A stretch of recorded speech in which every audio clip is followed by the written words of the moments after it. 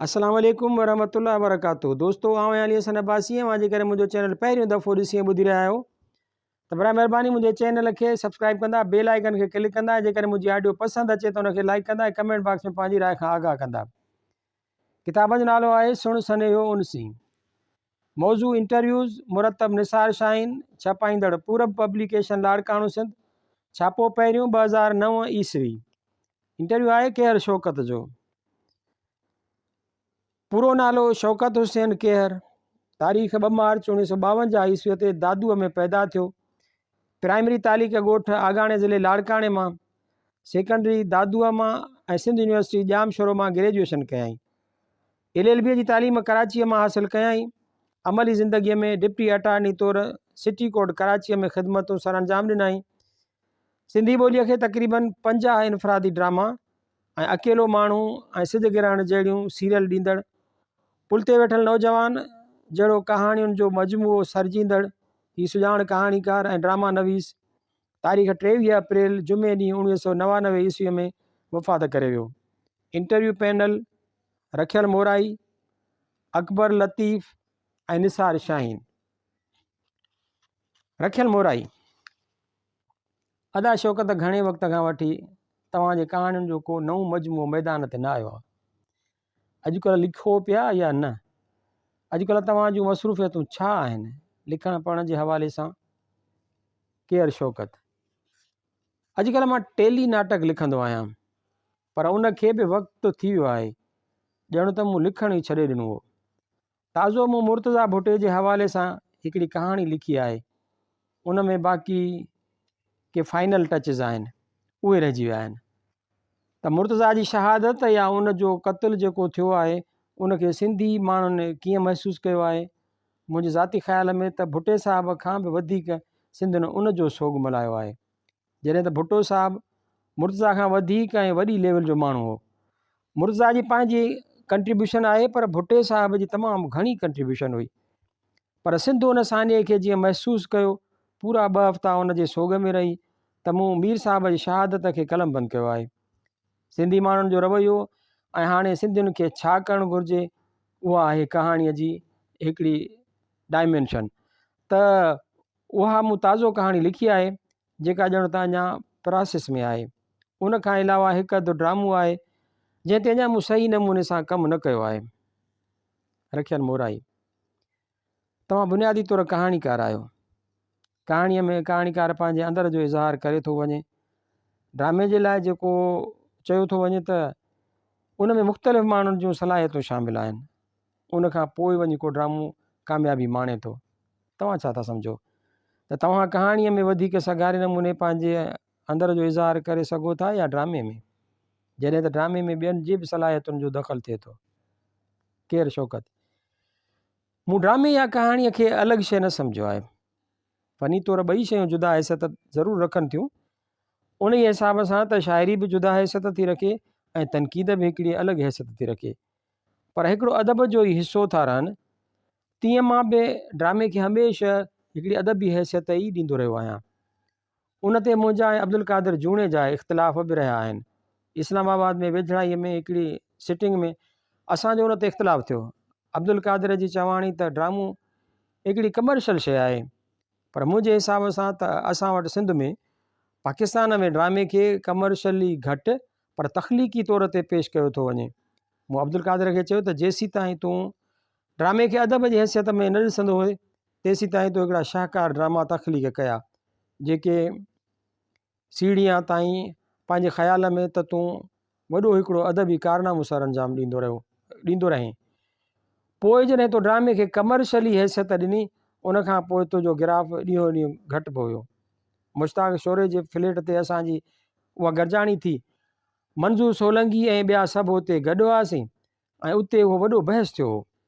हींअर वेझो अशफ़ाक़ अहमद बि जंग अख़बार जे इंटरव्यू में या टीवीअ ते इंटरव्यू में ताज़ो जॾहिं हिन खां पुछियो वियो त तव्हां अदबी कम खां कटिजी विया आहियो, त हिन चयो त मां अदबी कम खां त कटियो ई न आहियां, मां उहो कमु इलेक्ट्रॉनिक मीडिया ते थो करियां जेको वधीक पावरफुल आहे। कारी केरु आहे? मिसाल रखियल मोराई ऐं निसार शाहीन ई कारी आहिनि। जिनखे बि ज़िंदगीअ जी या जेको कुझु असां चवण था चाहियूं उहा ई हू चवण था चाहिनि या उन जे अंदाज़ सां हू सम्झनि था। कारी असां वटि कोन्हे। ड्रामे जे ज़रिए असां ॼणो तक़रीबन करोड़ा माण्हुनि खे, पर हाणे त जीअं 36 मुल्कनि वारो मसइलो थी वियो आहे त 36 मुल्कनि ताईं पंहिंजी पॉइंट ऑफ व्यू खे अदबी अंदाज़ सां असां ड्रामे जे ज़रिए कम्यूनिकेट करियूं था।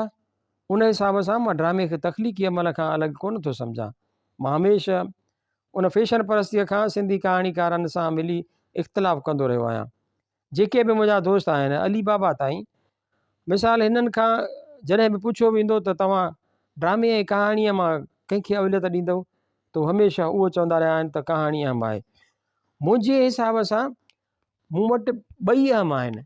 हाणे उहो तव्हांजो सुवालु त मां कहाणीअ में वधीक कामयाबु थियां थो या ड्रामे में, मुंहिंजे ख़्याल में, छाकाणि त ड्रामो कंपाउंड वाल आहे ऐं कहाणी हिकिड़ी अकेले माण्हूअ जो पोरियो आहे, पर बुनियादी तौर ॿई तख़लीक़ी कम आहिनि। मिसाल तौर मां मुर्तज़ा जी कहाणी लिखंदे बि केतिरियूं अहिड़ियूं ॻाल्हियूं हुयूं जेके मूं पे सोचियो त मां हिन में करे सघां थो या न, ऐं जे कयां त कहिड़े नमूने सां कयां जो उहे ॻाल्हियूं मां चई सघां।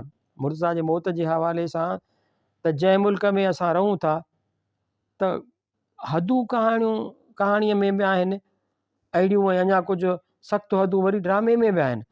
त ड्रामे में रही करे तव्हां का वॾी ॻाल्हि करियो।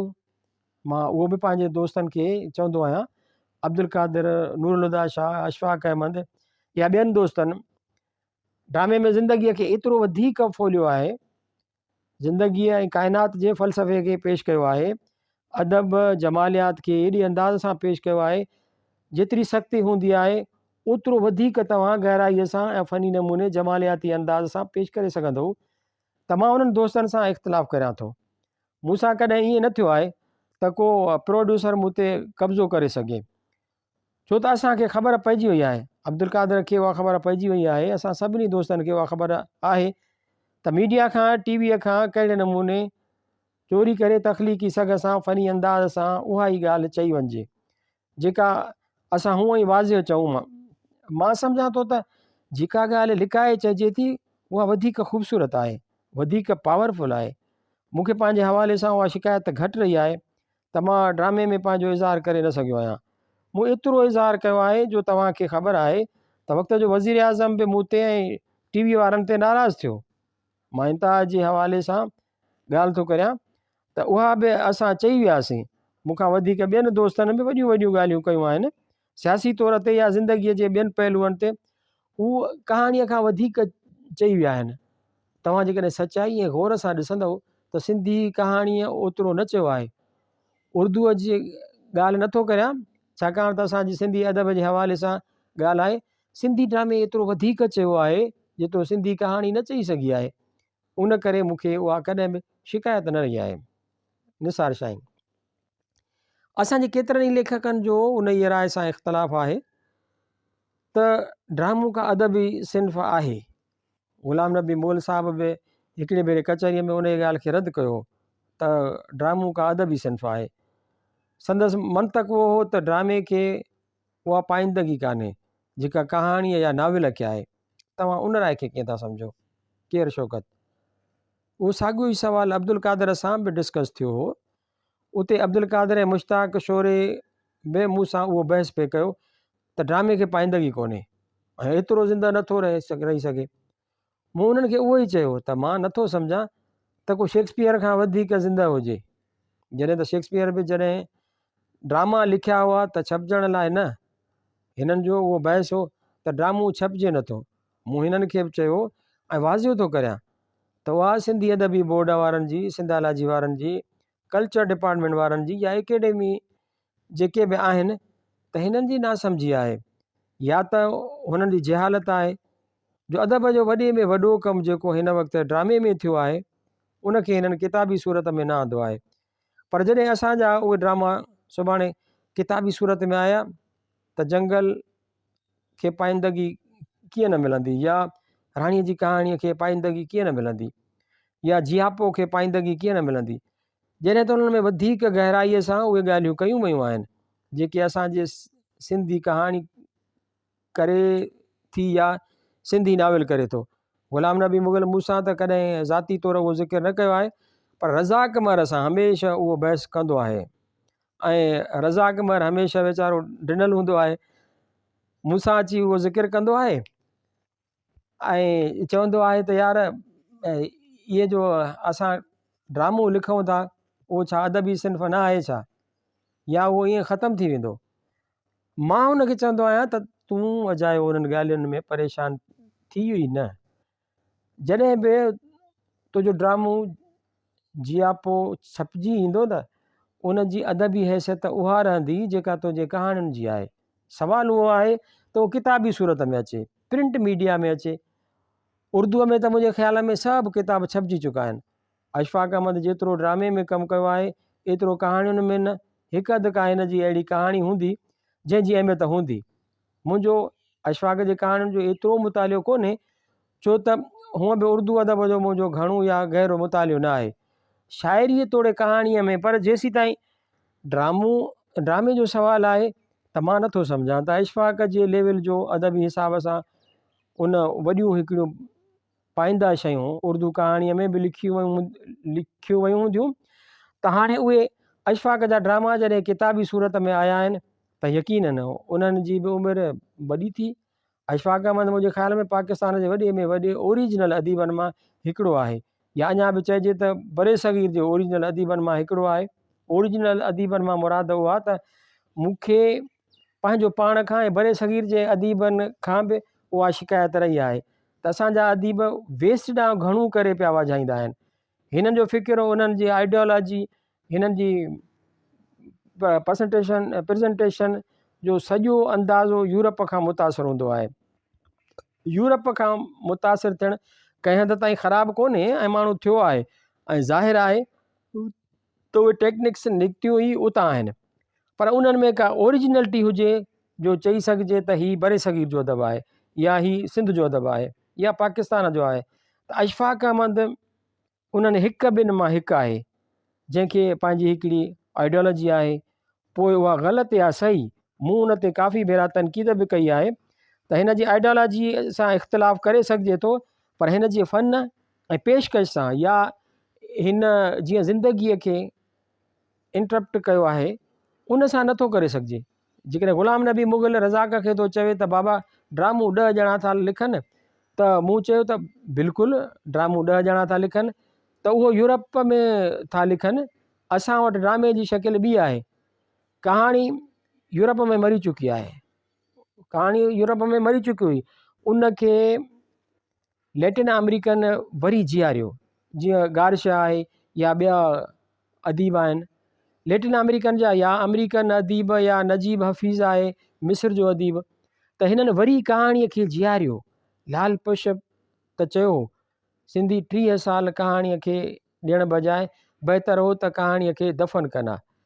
कहाणी यूरोप में दफ़न थी चुकी आहे ऐं उन कहाणीअ खे छॾे ॾिजे। मूंखे लॻे थो त मां पंहिंजा उहे साल कहाणीअ ते विञाए ग़लति कमु कयो आहे।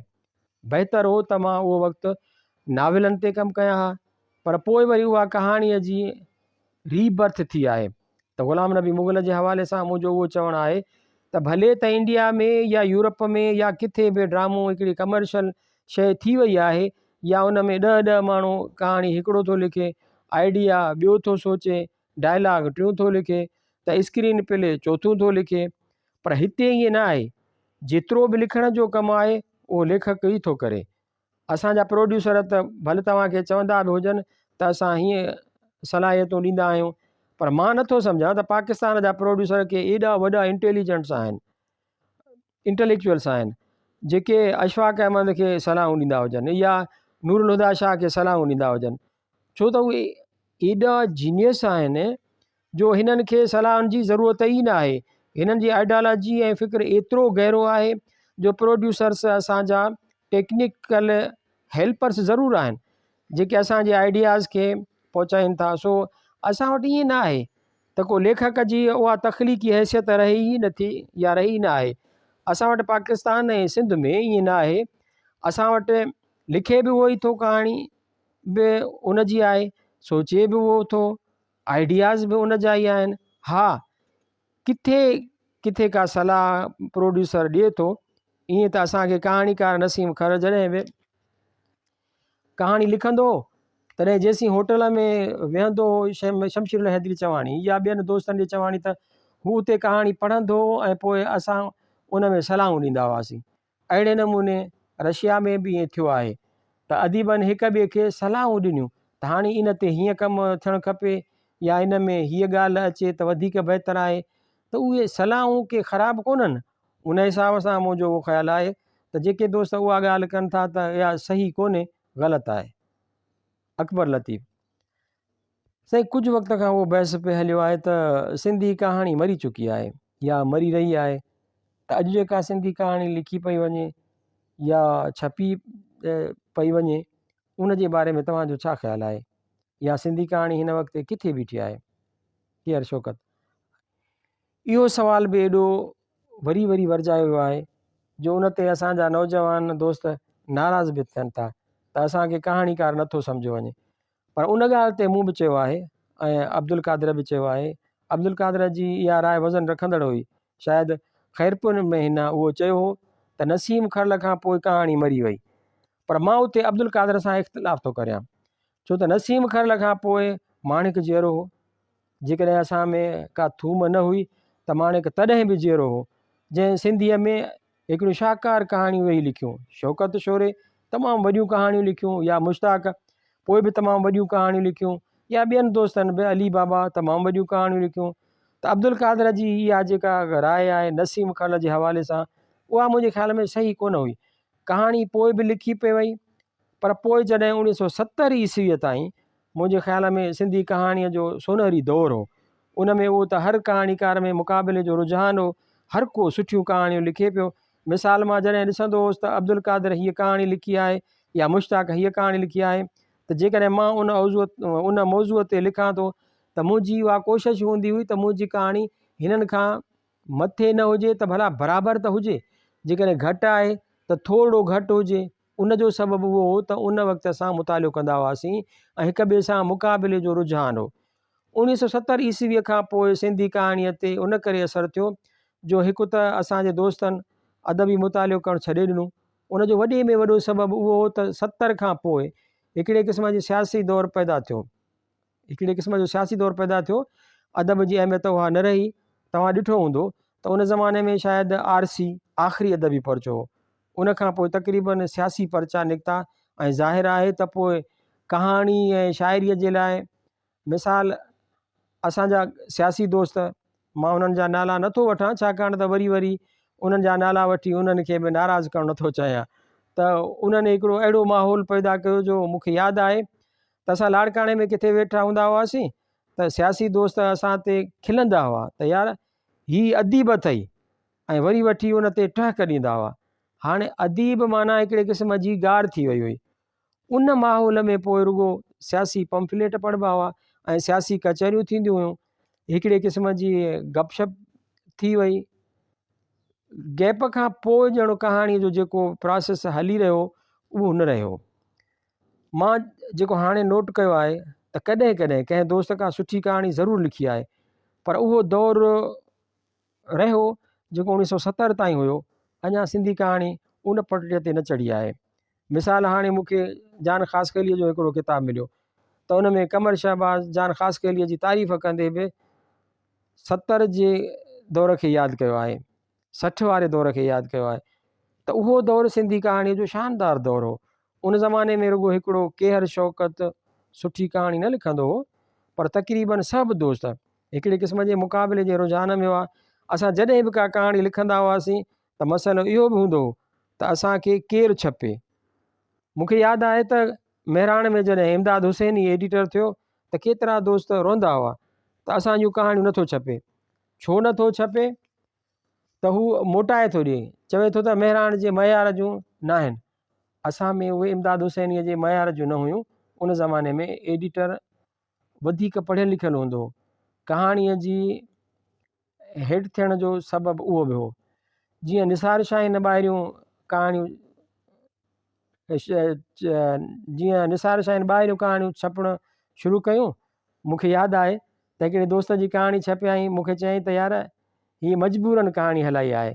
मूंखे चयो त ही तो ॾाढो सुठो कयो आहे त ही तो इंडिया जूं कहाणियूं ॾियणु शुरू कयूं अथई। त चयईं त मुंहिंजो मक़सदु इहो आहे त जीअं दोस्तनि खे ख़बर पवे त सुठी कहाणी लिखी कीअं थी वञे।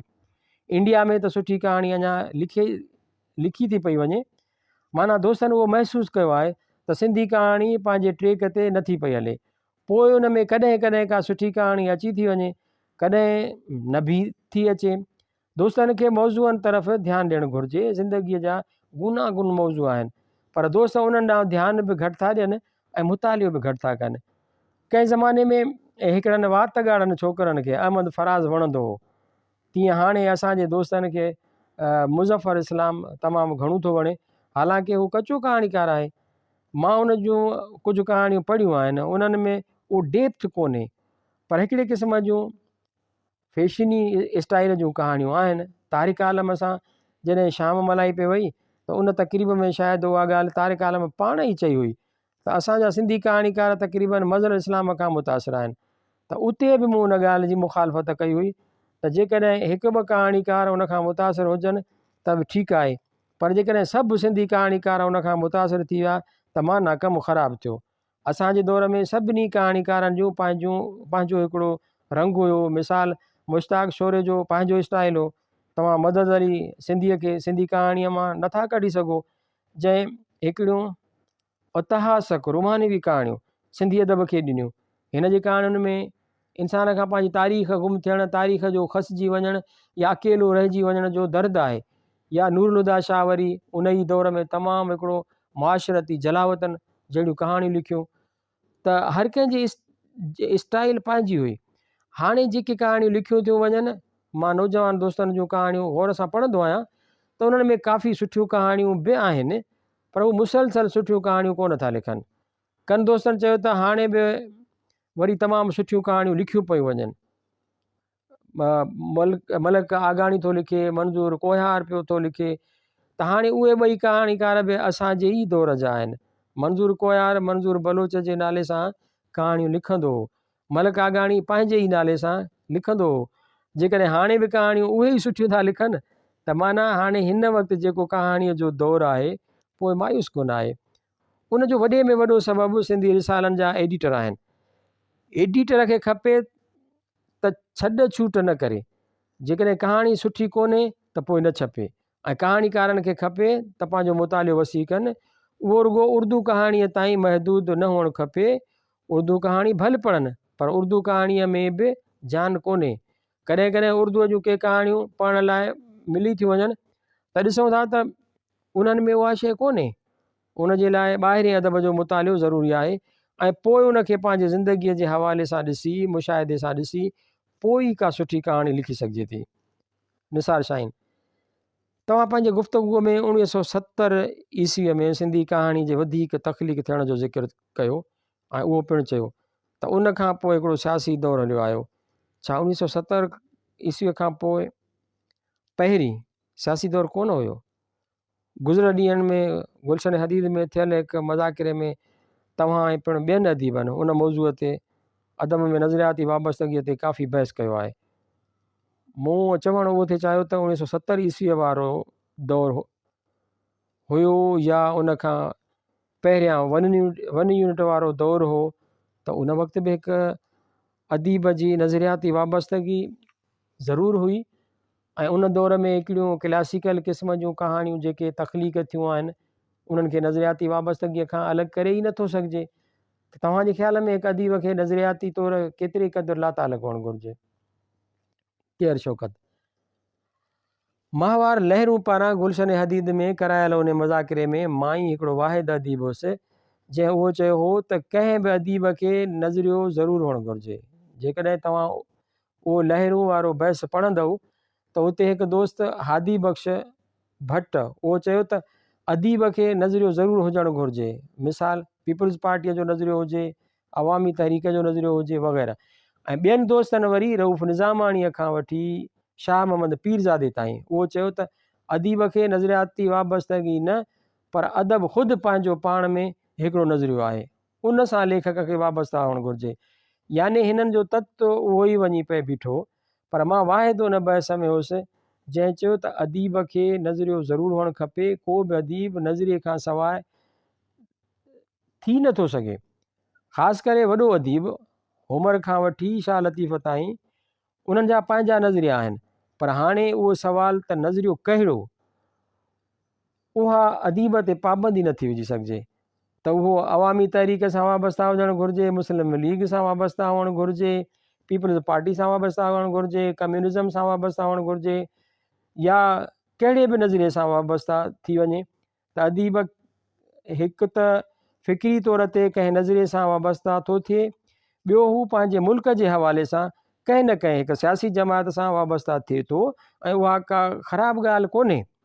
पर उन सियासी जमात जे हवाले सां जेकॾहिं अदब जी ॻाल्हि कंदो, कॾहिं के पॉइंट्स अहिड़ियूं थियूं अचनि, मिसाल जेकॾहिं बेनज़ीर मुंहिंजी हिकिड़ी महबूब शख़्सियत आहे त मां हिकिड़ी वर्कर जे तौर ते मां आमना सदकना चवंदुसि, पर हिकिड़े अदीब जे हैसियत सां हू जिते को ग़लति कमु कंदी त मां उन ते तनक़ीद कंदुसि। मां उन ख़्याल जो आहियां त अदीब सां जिते बि सियासी नज़रियो टकर में अचे थो न, संदसि सोच ज़िंदगी इंसान ज़ात सां, सिंध सां या पंहिंजे वतन सां, त उते अदीब उन सियासी नज़रिए जे दावेदारी क़बूल न करे ऐं न करणु घुरिजेसि। ऐं जेको बि सचो अदीब आहे उहो कोन कंदो। बाक़ी जेसीं ताईं ज़िंदगीअ जो सुवालु आहे त उन लाइ हर अदीब जा पंहिंजा नज़रिया हुजनि था। को बि अदीब फ़न बराए फ़न जी ॻाल्हि करे थो, उहो बि हिकिड़ी क़िस्म जो अदबी नज़रियो आहे, त अदीब खे नज़रिए खां अलॻि त करे नथो सघिजे। तव्हां जेका 1970 खां वठी या 1970 खां अॻु वारे दौर जी ॻाल्हि करियो था, त बिल्कुलु अॻु में सियासी नज़रियाती वाबस्तगी हूंदी हुई। असां मां हर अदीब कंहिं न कंहिं सियासी जमात सां लाॻापियल हो, पर असां अदब में सियासी नज़रियनि खे क़बूल न पिए कयो। मुंहिंजो बहस उहो आहे त जीअं रसूल बख़्श पली जो यूफ़ोन जो किताबु तर्जुमो कयो, सिंधी ज़ात हुजनि किताबु लिखियो, ऐं उन किताब जो तत्व या जेको जोहर आहे उहो इहो त अदीब खे कंहिं बि सियासी जमात जे मातहत थी कमु करणु घुरिजे। जीअं स्टालिन सोशल रॉयल्टीअ वारो नज़रियो ॾिनो हो, उन जी मां ख़िलाफ़ु आहियां। मां उहो थो चवां त अहिड़ी तरह जेका बि शइ लिखी वेंदी उहा अदबी कोन थींदी, ऐं को वक़्तु अहिड़ो ईंदो जो अदीब उन सां टकर में अची वेंदो। अदीब आहे ई उहो जेको उन सां टकर में अची वञे। कॾहिं असां पाण खे ई ॾिसोन कंदा आहियूं, पंहिंजो पाण सां ई अटकी पवंदा आहियूं त सियासी नज़रिया बि वक़्त ऐं हालतुनि सां गॾु बदिलबा रहंदा आहिनि। 1970 में सियासी वाबस्तगी रखंदड़ अदीब हुआ, पर हिननि सियासी वाबस्तगीअ खे असर अंदाज़ थियणु न ॾिनो। 1970 खां पोइ छा थियो त मिसाल तौरु जीअं पलीजे साहिब जी उहा सोच हुई त जेको बि शहर या कहाणी तबक़ाती कशमकश ते न आहे, अदब ई न आहे। मां उहो थो चवां त उहा ॻाल्हि ग़लति आहे। उहा ईअं ग़लति आहे त हर अदीब जो पंहिंजो हिकिड़ो नज़रियो थो थिए। नज़रियो इंसान ज़ात जे ख़िलाफ़ु न हुजे, मुल्क जे ख़िलाफ़ु न हुजे, जेकी आला मञियल क़दर आहिनि उन्हनि जे ख़िलाफ़ु न हुजे, इंसान ज़ात खे अॻिते आणींदड़ वधाईंदड़ तरक़ीअ ख़िलाफ़ु न हुजे। उन नज़रिए जे तव्हां अदब जे ज़रिए प्रोपेगेंडा कयो त न उहो अदब रहंदो ऐं न ई उहो नज़रियो ई क़ाबिल क़बूल रहंदो। त उन जे करे तव्हां ॾिसंदव त जेके बि सियासी पस मंज़र में या सियासी जमातुनि जे हवाले सां कहाणियूं लिखियूं वयूं त अॼु उहे कहाणियूं कंहिंखे यादि बि कोन्हनि। मां नाला नथो खणां, पर जन बि लिखियो आहे, तबक़ाती कशमकश ते मूं बि लिखियो आहे, सिंध जे हवाले सां मूं बि घणो कुझु लिखियो आहे, ॿियनि दोस्तनि बि तमामु घणो लिखियो आहे, पर असां कॾहिं बि उन्हनि जा ताबे न रहिया आहियूं। अदीब खे उन हिसाब सां ताबे न हुअणु घुरिजे। बाक़ी बिल्कुलु सियासी वाबस्तगी थींदी आहे ज़िंदगीअ लाइ या सिंध जे मसइलनि खे हल करण ख़ातिर। जेकॾहिं सियासत खां परे थी वञी वेही रहिजे, मुननि में विझी वेही रहिजे, त न सिंध जा मसइला हल थींदा न पंहिंजा मसइला हल थींदा। निसार शाहीन साईं, हिते असां वटि जेकॾहिं मुल्क जी ॻाल्हि कबी त ज़ाहिर आहे मुल्क मां मुराद पाकिस्तान आहे। दुनिया जे मुल्कनि जूं समाजी तारीख़ी हक़ीक़तूं छा हूंदियूं, उन्हनि जी मरूज़ी सियासी सूरत हाल कहिड़ी आहे, छा हूंदी, उन ते बहस न आहे।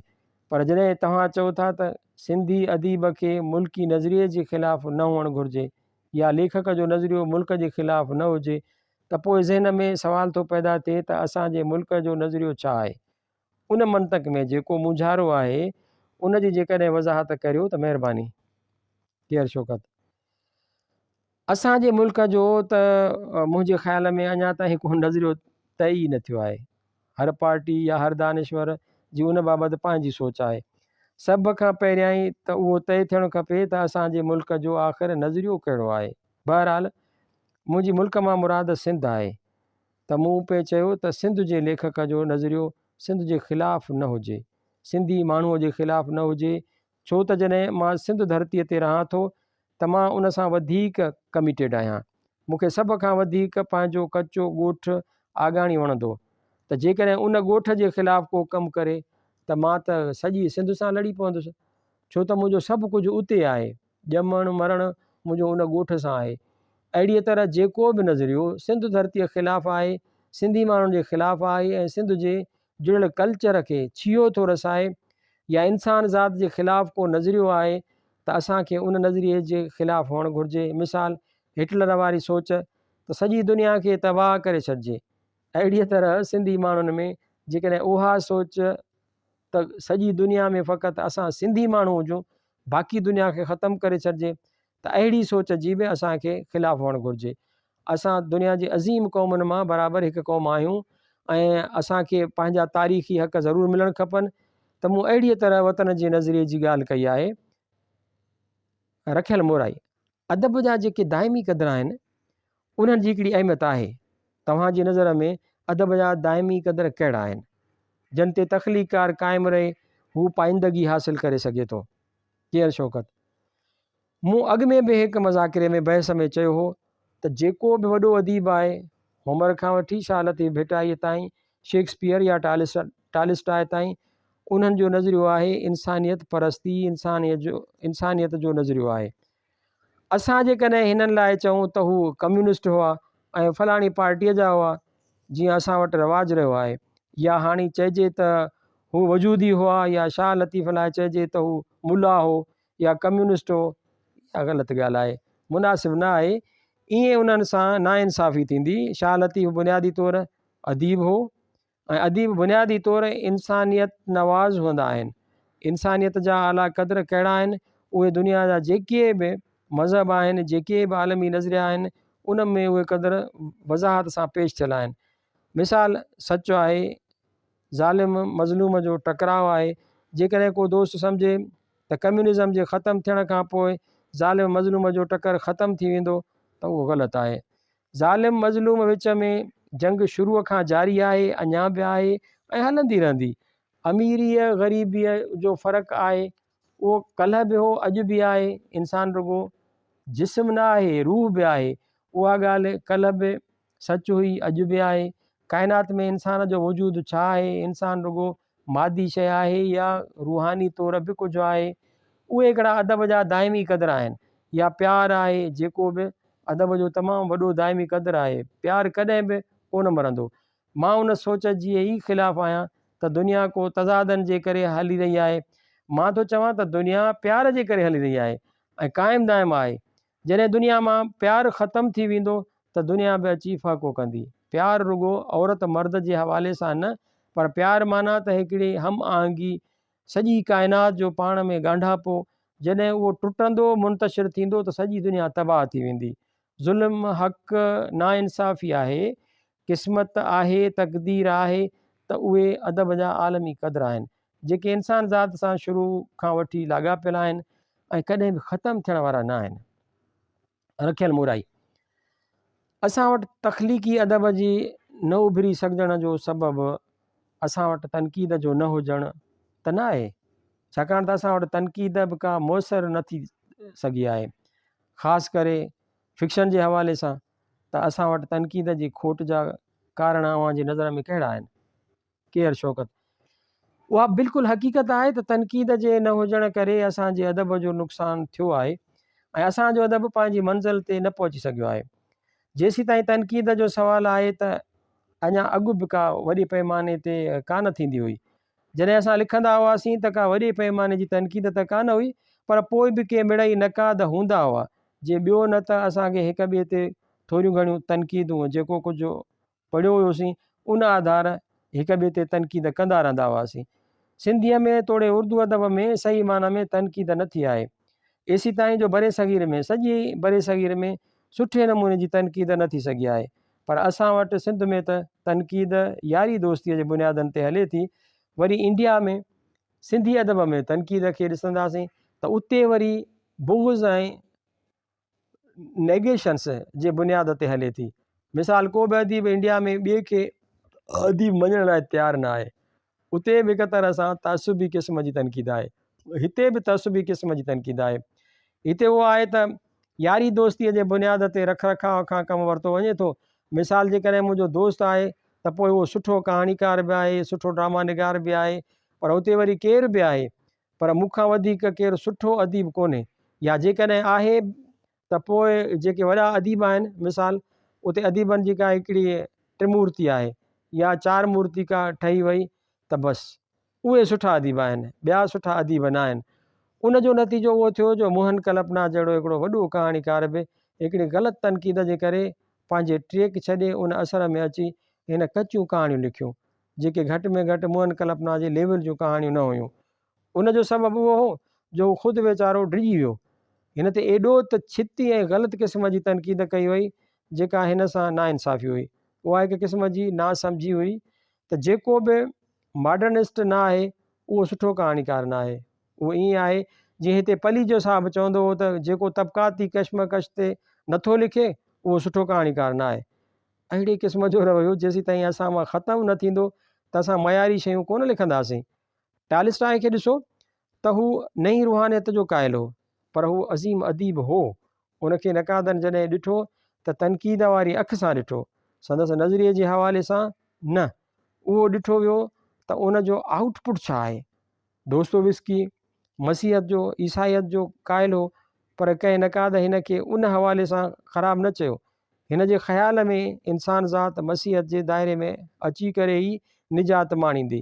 टॉलस्टॉय जो चवणु हो त जदीद रूहानियत ज़रिए इंसानियत निजात माणींदी। चीखोव जो अञा बि ॿियो ख़्यालु हो त जेका इंसान खे आगाही ऐं रोशनी मिली आहे उन जे ज़रिए इंसानु सुख माणींदो। गोरकीअ जो वरी अञा अलॻि ख़्यालु हो, पर उन्हनि खे पंहिंजी पंहिंजी जाइ ते दुरुस्त सम्झो थो वञे। ईअं नथो चयो वञे त उन्हनि जो नज़रियो ग़लति हो, उन करे वॾा अदीब न आहिनि। कामियो सोशलिस्ट आहे, उन करे ख़राबु अदीब आहे। सारतर जी नज़र में, छाकाणि त सारतर वजूदियत पसंदि आहे, उन करे कामियो जी नज़र में ख़राबु आहे। त उहा असां वटि सोच ई जेका सही कोन हुई त बुनियादी तौर ते इंडिया में तोड़े सिंध में तनक़ीद तअसुब जे असर मां न निकिती आहे। पर पोइ बि इंडिया में तनक़ीद ते सुठो कमु थियो आहे। हरेश वासवाणी आहे, हेरो शेवकाणी आहे, या ॿिया दोस्त आहिनि त हिननि वरी बि थोरो घणो कमु कयो आहे। ईअं न आहे, असां वटि नक़ाद आहे ई उहो जेको कंहिं सियासी पार्टीअ सां वाबस्ता आहे। असां वटि फ़न ऐं फ़िक्र जी अख सां नथो ॾिठो वञे, पर सियासी वाबस्तगीअ वारे हवाले सां तनक़ीद कई वञे थी। जीअं दुनिया में वॾा नक़ाद आहिनि, अफ़लातून खां वठी T.S. एलिट ताईं। उन हिसाब सां तनक़ीद न रुगो असां वटि पर पूरे बरे सग़ीर में न थी आहे। उन जो सबबु शायदि उहो आहे त उन वटि अदब ओरिजिनल नज़रिए सां न आयो आहे। असां एशिया जे अदीबनि ओरिजिनलिटी विञाए छॾी आहे, रखियल मोराई। कहाणीअ ते त काफ़ी बहस थी वियो। कहाणीअ खां पोइ असां वटि ख़ासि तौरु सिंध में सिंधी नाविल जे बारे में तव्हां छा चवंदा? केयर शौकत। जीअं असां वटि तनक़ीद मयारी कोन्हे, तीअं असां वटि आला पाए जो नाविल घटि त छा लिखियो ई न वियो आहे। ऐं उन जो सबबु उहो आहे त असां ॿाहिरें अदब खे घणो पढ़ियो न आहे ऐं उन जो हिकिड़ो मयार असां वटि आहे त वॾी कहाणी कीअं लिखी वञे, पर नाविल जो असां क्राइटेरिया सम्झो ई कोन्हे। सिंध में त छा, उर्दूअ में बि मूं अॻे मुंड में सिंधी नाविल ट्रिकुंडे में बि ॻाल्हि कई हुई त ख़ासि करे नाविल सॼे बरे सग़ीर में मुंहिंजे हिसाब सां सवाइ बंगाली अदीबनि जे उन्हनि ई सम्झो आहे त नाविल कीअं लिखियो वञे। मुंहिंजो ख़्यालु आहे त बंगाली नाविल निगार शरद चंद चेटर्जी वॾे नाविल चेटर्जी वॾो नाविल निगार आहे, जंहिंखे ख़बर हुई त वॾो नाविल छा थींदो आहे। हाणे बि मूं हिकिड़ो 2 नावेल सिंधीअ में तर्जुमो बंगाली नावेल पढ़ियो त उन्हनि खे वरी बि ख़बर आहे त वॾो नावेल कीअं लिखियो वञे, पर उर्दूअ में ऐं सिंधीअ में वॾो नावेल अञा ताईं मुंहिंजे हिसाब सां कोन लिखियो वियो आहे। या हिकिड़ो अधु लिखियो वियो हूंदो त ठीकु आहे, जीअं उर्दूअ में आका दरिया आहे, या ॿियो को नावेल हूंदो, जीअं इंडिया में 1-2 नावेल आहिनि, खाईअ जे चौतरफ़ शिया जयसिंघाणीअ जो आहे, लाल पशप जो आहे आतम जो मौत, आगाणीअ जो आहे निरोलीअ जो कुन, तारिक आलम जो रहिजी वियल मंज़र आहे, ऐं आगा सलीम जो ऊंदाही धरती रोशन अता आहे, माणिक जो लुड़ंदड़ नस्ल। त उहे नावेल अहमियत जोगा आहिनि। बाक़ी सिंधीअ ऐं उर्दूअ में सुठा नावेल न लिखिया विया आहिनि। मां कृष्ण चंद्र ऐं ख़ासि करे अमृता प्रीतम जे हवाले सां ॻाल्हि पियो करियां, जेके सिंधी नौजवान अदीबनि जा या असांजे दोस्तनि जा महबूब लेखक आहिनि, त उन्हनि जा नावेल इंतिहाई ॿाराणा ऐं सस्ती रुमानियत सां भरियल आहिनि। हाणे जेसीं ताईं को बैनुल अक़वामी मयार जो नावेल न पढ़ंदो तेसीं ताईं सुठो नावेल न लिखंदो।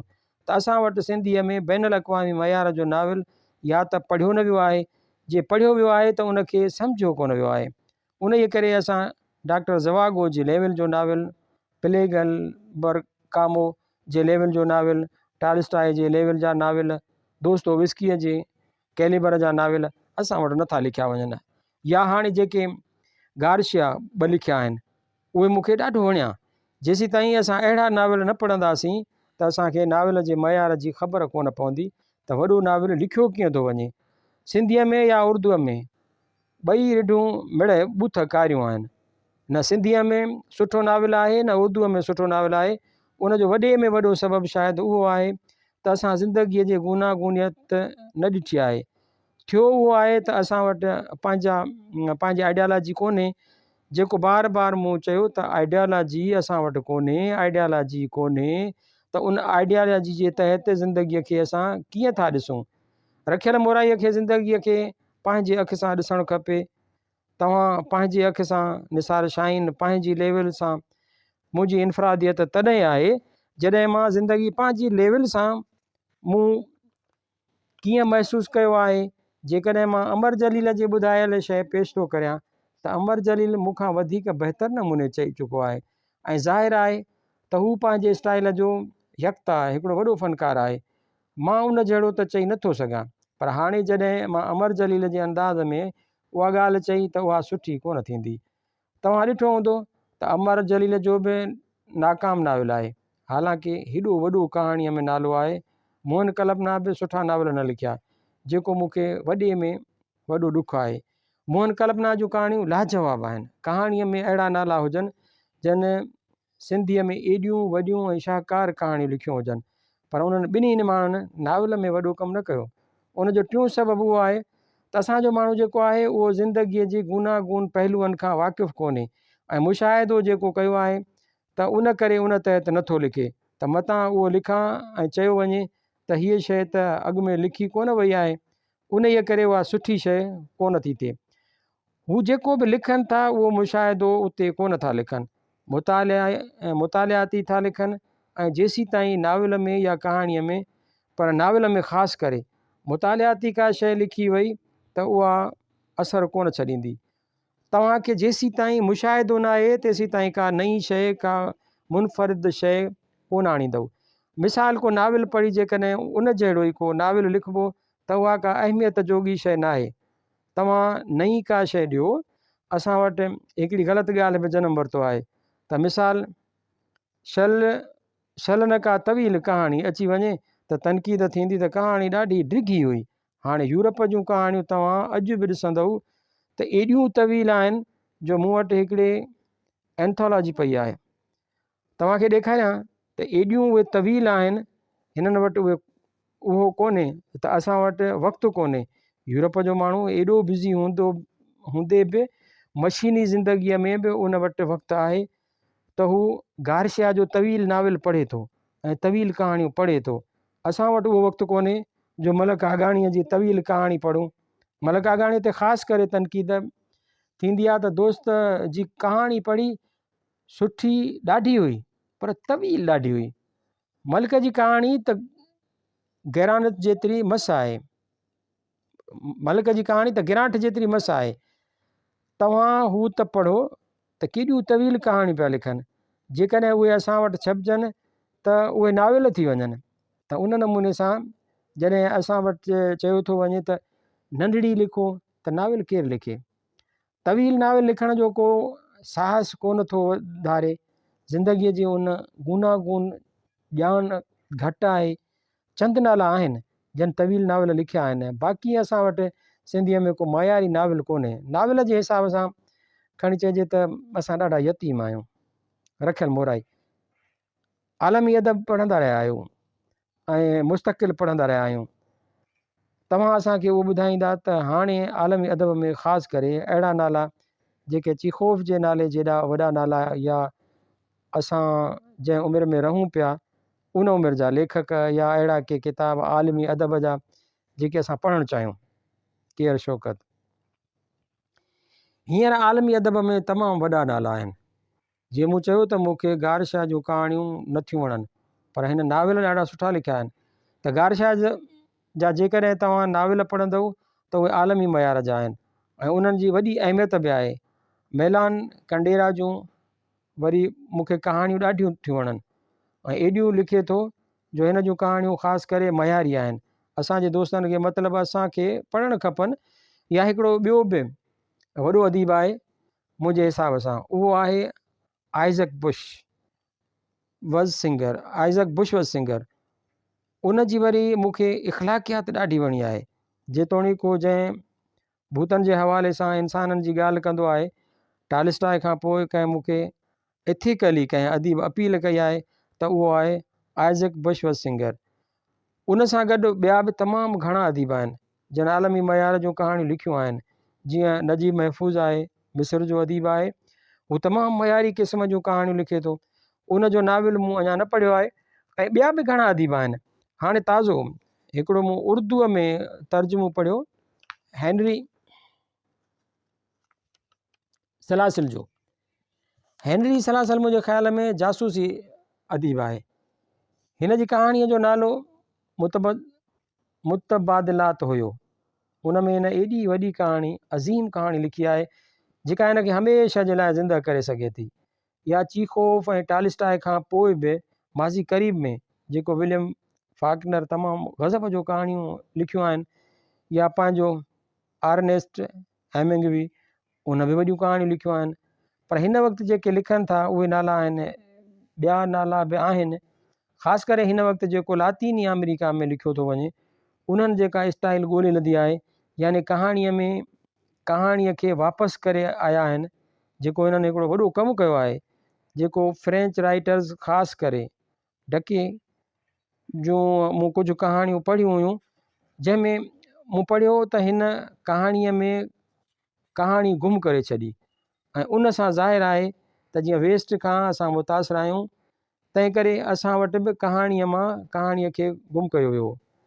उनखे लातीनी अमेरिकन ऐं मिस्र वारे नजीब महफ़ूज़ वारनि उन्हनि वॾो कमु कयो आहे त वरी कहाणीअ में कहाणी मोटाए आया आहिनि। ऐं उन सां यकीनन उर्दू अदब में बि कमु थींदो हूंदो। मां एतिरो मुतालियो उर्दू कहाणीअ जो कोन थो कयां। उन्हनि बि कहाणीअ में कहाणी मोटाए आणण जी कोशिशि कई हूंदी, जेका वरी असां वटि बि थियणु खपे। जीअं मलिक आगाणी ऐं मंज़ूर कोहियार जी कहाणियुनि में कहाणियूं आहिनि, त असां उन हिसाब सां काफ़ी नाला आहिनि। अमेरिका जा बि ॿ टे अदीब सुठो था लिखनि। उन्हनि में हिकिड़ी माई बि आहे डोरिस लेसग, उन जूं कहाणियूं सुठियूं हुयूं। उन नमूने सां उहे कहाणियूं लिखंदा रहनि था। वरी यूरोप में कहाणी नओं जनम वरितो आहे। जेको अॻु में उहो चयो वियो त कहाणी यूरोप में मरी वई ऐं लाल पिशप पंहिंजो पाण ते गुसो कयो त मां अजायो 3 साल विञाए छॾिया कहाणी लिखण में, त वरी उन नओं जनम वरितो आहे। उहे नाला आहिनि जेके अॼु बि वॾियूं कहाणियूं लिखनि था। ख़ासि करे मैलान कंडेरा में आज़क बशोज़ सिंगर, कहाणियुनि में नाविल में त तमामु घणा नाला आहिनि। नाविल गारशाह जा बि ॾाढा सुठा आहिनि।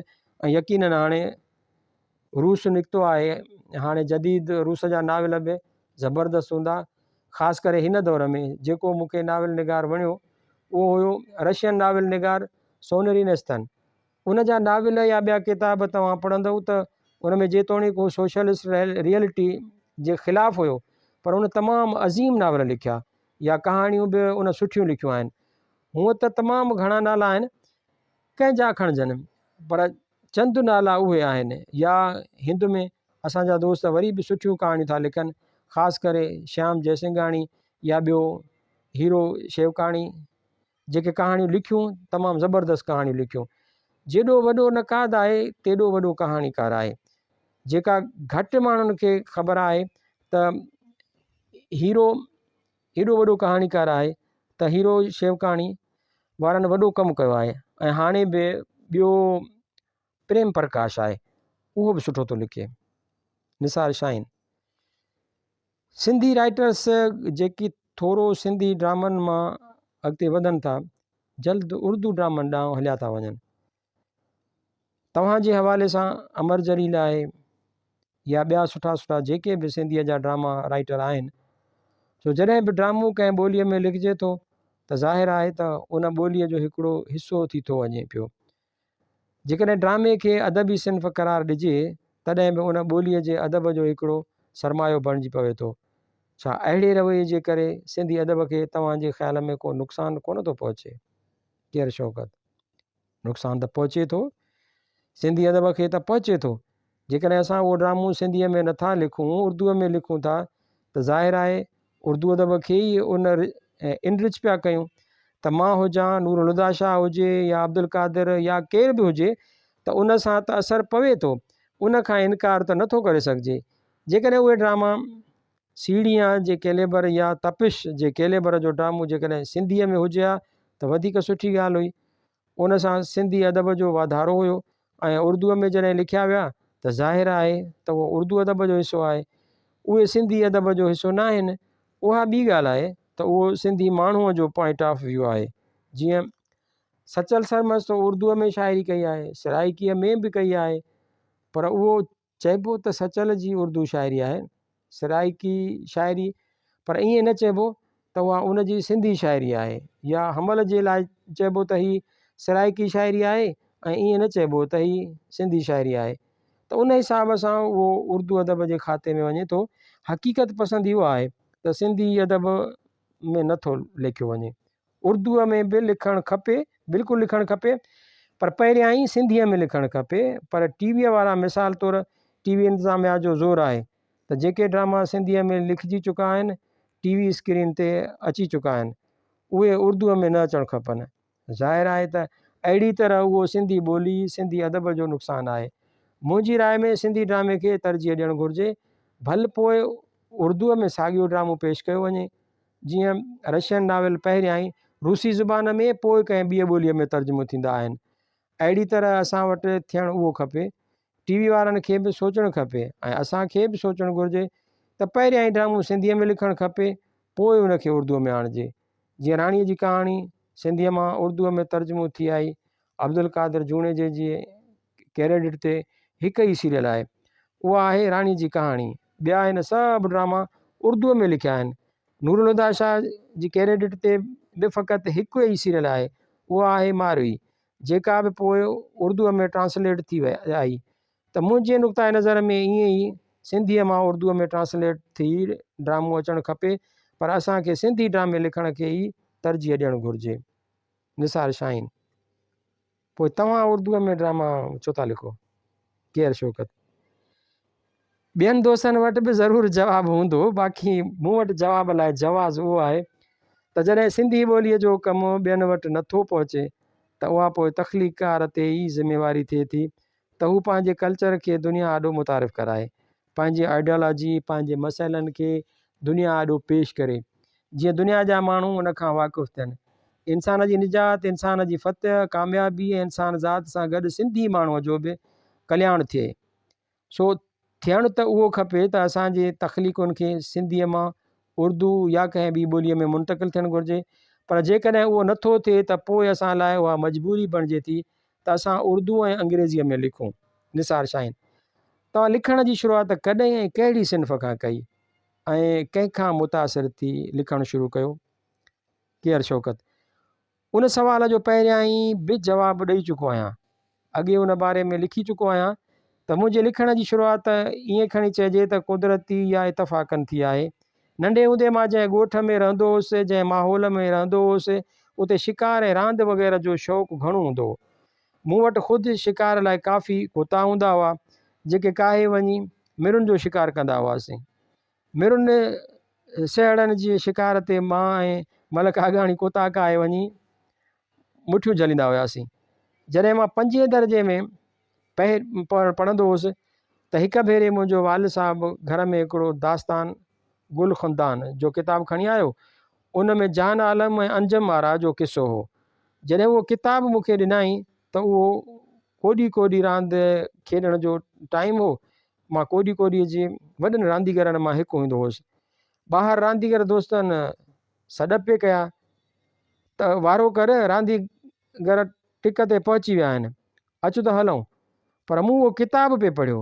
किताब में मां एतिरो महू थी वियुसि जो उन ॾींहुं मां कोॾी कोॾी रांदि खेॾण बि कोन वियुसि। राति थी वई त बि मूं चिमनी हथु करे, छाकाणि त उन ज़माने में ॻोठ में बिजली कोन हुई, त मां चिमनीअ ते वेठे किताब पे पढ़ियो। वाल साहिबु अची उहो किताबु खसियो ऐं चयो त हाणे तो घणो पढ़ियो आहे ऐं अखियूं ख़राबु थींदई। त उन इहा किताबु पढ़ण सां मुंहिंजी दुनिया बदिलजी वई। मूं उहो किताबु त ख़ैरु पढ़ी पूरो कयो, पर पोइ मां दिलों किसा ठाहे दोस्तनि खे ॿुधाइणु शुरू कया ऐं ॿिया किसा वठी पढ़णु शुरू कयुमि। उहे मुमताज़ दमसाज़, हातिम ताई, अहिड़े क़िस्म जा दास्तान पढ़णु शुरू कयुमि। मूंखे शाह अब्दुल लतीफ़ भिटाई या अदीबनि जी का बि ख़बर कान हूंदी हुई। मूंखे उहा ख़बर न हूंदी हुई त के अदबी किताब बि लिखिया वेंदा आहिनि। दास्तान बि अदब जो हिसो ई सम्झां थो, पर जदीद अदब मूं कोन पढ़ियो। उन खां पोइ जॾहिं 8हीं जमात में पहुतुसि ऐं जॾहिं दादूअ में आयुसि त पोइ उते ज़िंदगीअ में पहिरियों भेरो मुंहिंजे मारोट वटि अदबी किताब जेको शेख अयाज़ जो किताबु हो, कुले पातम कीनरो ऐं जे काक ककोरिया कापड़ी, उहा मुंहिंजी ज़िंदगीअ में हिकु वॾी छलांग हुई। जॾहिं उहो काक ककोरिया कापड़ी पढ़ियमि त मुंहिंजी दुनिया ई बदिलजी वई। जेको मां पहिरियां ई हुउसि पोइ मां उहो रहियोसी कोन। नज़रियाती तौरु, सोच जे लिहाज़ खां, रवैयनि जे लिहाज़ खां टोटली मां बदिलजी वियुसि। ऐं उन किताब में ई लिखियलु हो त को शाह लतीफ़ बि को वॾो ऐं अज़ीम शाइर आहे। छो त जंहिं माहौल में मां रहियुमि उते त ॻाइण वॼाइण में शाह लतीफ़ जो कलाम न, पर घणे भाङे माई बेगम फ़क़ीराणी ईंदी हुई या पठाणी हूंदी हुई।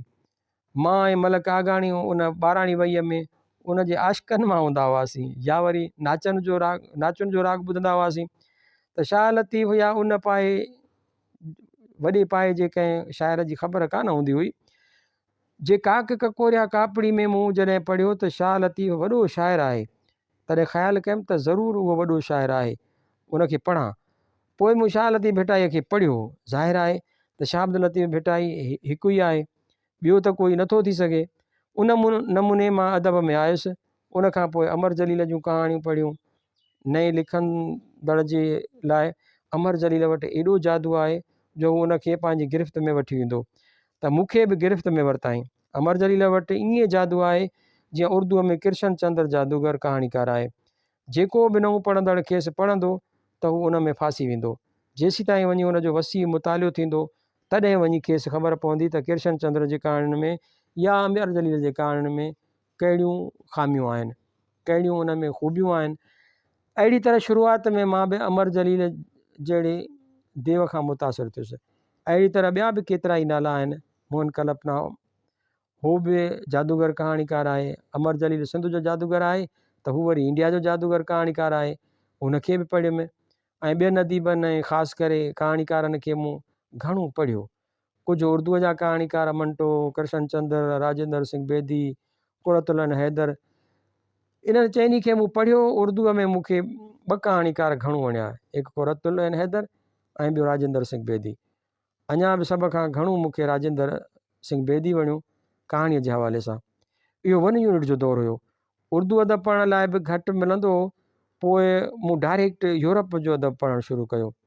पहिरियों नावेल अंग्रेज़ी अदब जो मूं फादर एंड सन्स पढ़ियो ऐं उन खां मूं अंग्रेज़ी अदब पढ़ण जी शुरूआति कई। पोइ वियुसि पढ़ंदो, पोइ ख़बर पई त भलो भलिजो को शइ आहे ई कोन। असां त मिड़ई अलाए छा मां छा थिया वेठा आहियूं। पर पोइ बि सिंधी कहाणीअ में ऐं शाइरीअ में वॾो कमु थियल आहे। सिंधी शाइरी ऐं कहाणीअ खे असां बैनुल अक़वामी मयार ते रखी सघूं था। मां फ़नी ऐं फ़िक्री हवाले सां शेख आयाद खां ई घणो मुतासिर थियुसि। मुंहिंजे ख़्याल में शेख आयाद जूं कहाणियूं एतिरियूं त जानदार आहिनि जो चङनि भलनि जूं कहाणियूं उन जे मुक़ाबले में न आहिनि। मां चवंदो आहियां त बैनुल अक़वामी अदब मां असांजी कहाणियुनि खे मोपासान ऐं चीखोफ़ जी चीखोफ़ खे ज़रूरु पढ़णु खपे। उन्हनि ॿिन्हिनि तमामु वॾियूं कहाणियूं लिखियूं आहिनि। मां लिखण जी शुरूआत उन दौर खां कई जॾहिं मां लाड़काणे में कॉलेज में पढ़ंदो हुउसि त मां रेलवे कॉलोनीअ में मामे वटि रहंदो हुउसि। हू रेलवे ड्राइवर हो। उन कॉलोनीअ मां हिकिड़े इंजीनियर जी धीउ जो गुज़र थींदो हो त असांजो बि हिकु तरफ़ो सम्झो करे त इश्कु शुरू थी वियो। मां उनखे पियो ॾिसंदो हुउसि, उहा स्कूल वेंदी हुई अलाए कॉलेज। पोइ उनजी शादी थी वई त मूं उन ते हिकिड़ी कहाणी लिखी, पागल। उन नंढड़ी कहाणीअ में अदीब जो इश्कु हो। उहो शादी कयूं हली थी वञे ऐं पोइ आशिक़ खे रूह रला मथे खलाते त उहा मुंहिंजी पहिरीं कहाणी हुई जेका 60 जे आख़िर में मूं लिखी हुई, जेका पोइ गुम थी वई। वरी पोइ 9वीं जमात में हुउसि जो मूं हिकिड़ी फिल्म ॾिसी, उन मां मुतासिर थी हिकिड़ो नाविल लिखियो। 2 बुक मूं लिखिया हुआ। अजीब इतफ़ाक़ त नाविल जे आख़िर में हीरो मंडो थी पवे थो ऐं उन दौरान मां बि मंडो थी पियो हुउसि। उहो नाविल बि हिकिड़े दोस्त वटि रहिजी वियो ऐं वरी पढ़ी न सघियो आहियां त अलाए कीअं लिखियो हो। बहरहाल उन खां पोइ मां काफ़ी कहाणियूं लिखियूं आहिनि। मूं कुझु शाइरी बि कई, पर जॾहिं शेख आयाद खे पढ़ियुमि त पोइ ख़्यालु कयुमि त जॾहिं एॾो वॾो शाइर असां वटि मौजूदु आहे त पोइ शाइरी कजे ई छो। पोइ मूं शाइरीअ ताईं हथु खणी छॾियो। इंतिहा ड्रामे खां पोइ मूंखे 2 साल खनि थिया आहिनि जो मां का भरपूर शइ कान लिखी आहे। अॻे बि अहिड़ो दौरु आयो हो जो 2 साल खनि लिखण ई छॾे ॾिनो हुअमि। अदीब ते को अहिड़ो दौरु ईंदो आहे त उन दौर में वरी जॾहिं कहाणी लिखणु छॾियमि त मूं 300 खनि हाइका लिखिया। कॾहिं वरी दोस्तनि जे इसरार ते तनक़ीद लिखियमि। पूरब नवंबर डिसंबर 1996 ईस्वीअ में शाया थियल।